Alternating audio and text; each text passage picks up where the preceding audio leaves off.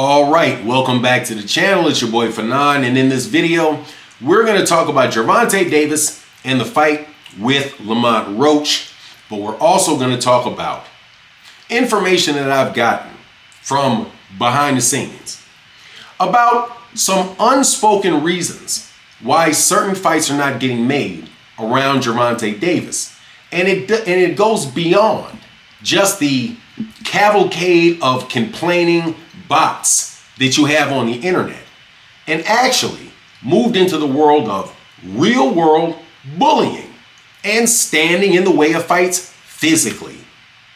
Let's talk about that in this video.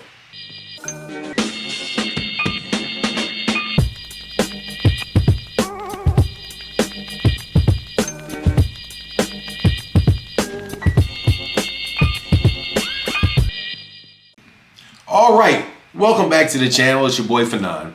And in this video, we're going to talk about real life bullies who apparently are standing in the way of fights getting made. And I'm not talking about just talking on the internet.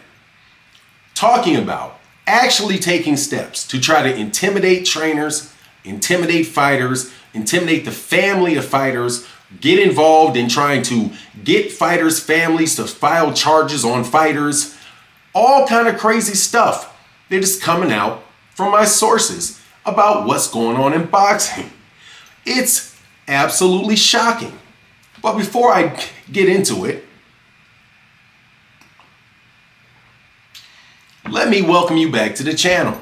And if you're new to the channel, please accept my invitation to hit the subscribe button. Let's get into this. So I've been in boxing, doing a YouTube channel for about 7 years. It's been a very, very fun 8 years. It's been a very, very fun ride.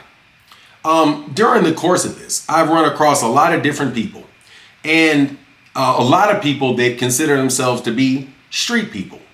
People that have had criminal records, people that are around boxing, that use it as a way to come back from situations that they were in. Very, very usual thing. Mike Tyson is someone like that. In jail, use boxing to get out of jail, become really, really rich. All that good old stuff, right? Calvin Ford, same thing. It's replete in boxing. It's a low barrier to entry, so people with criminal records who enjoy fighting can focus on kids and give those kids in those environments, all of that stuff, right? So it has a certain grittiness to the underbelly of it, let's say. So when doing the research that I'm doing on the investigations going on into boxing, I have come across information which I should have known. But I'm disappointed to say I'm being told is actually true.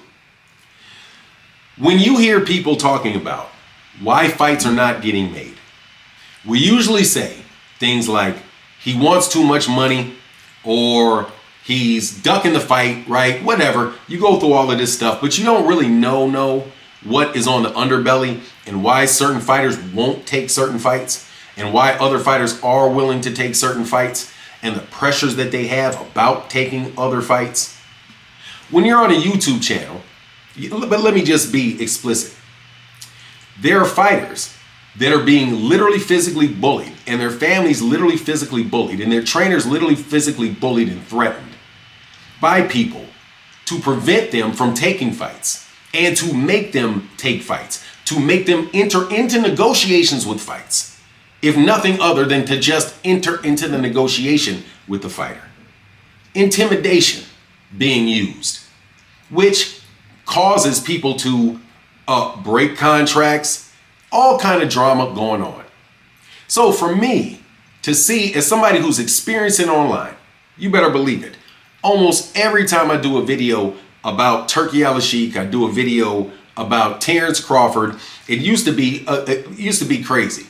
You always get somebody to say, come see me in my town. If I see you in my town, I don't see you at the fights. If I see you at the fights, when I see you at the fights, why don't I see you at the fight?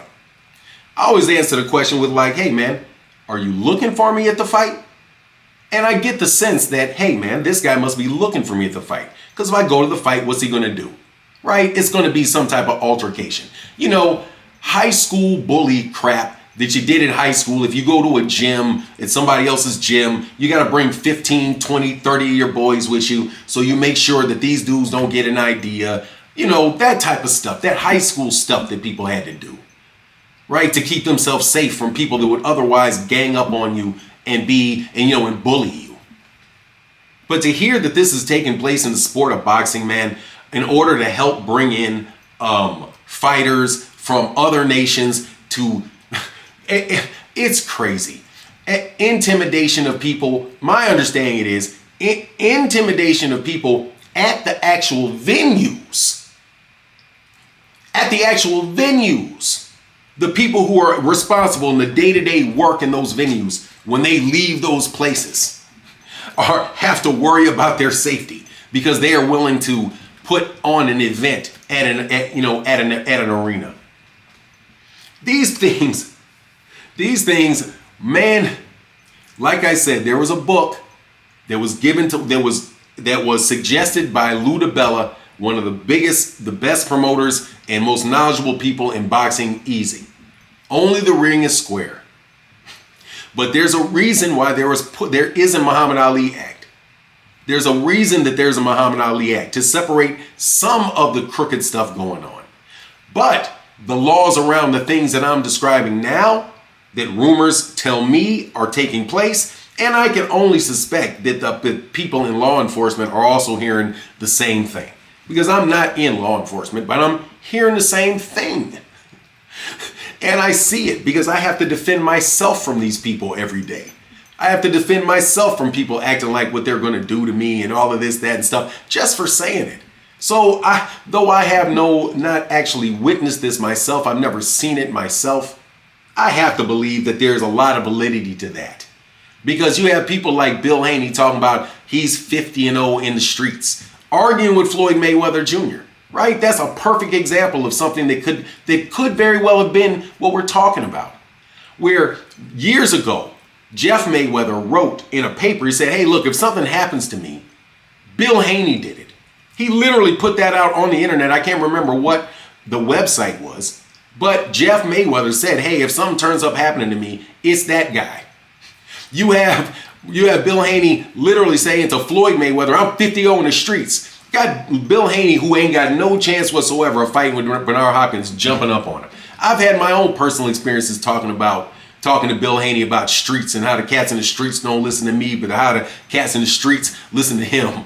You know, now I'm not saying that he's responsible for that. I want to be very clear. I'm just talking about conversations that I've had and other people that I've had conversations, but that's the most notable public conversations that I've had with people that have behaved that way, right? Where you're supposed to feel as if somehow you're not allowed to walk on the streets.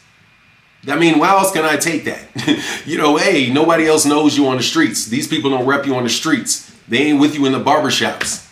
What does that mean, right? You get the point. So when we're talking about people ducking and not doing this and not doing that, right? And we talk about what's going on above about the imaginary lies these people are telling about why fights aren't happening. A guy needs to take 25% when it's 30. Why?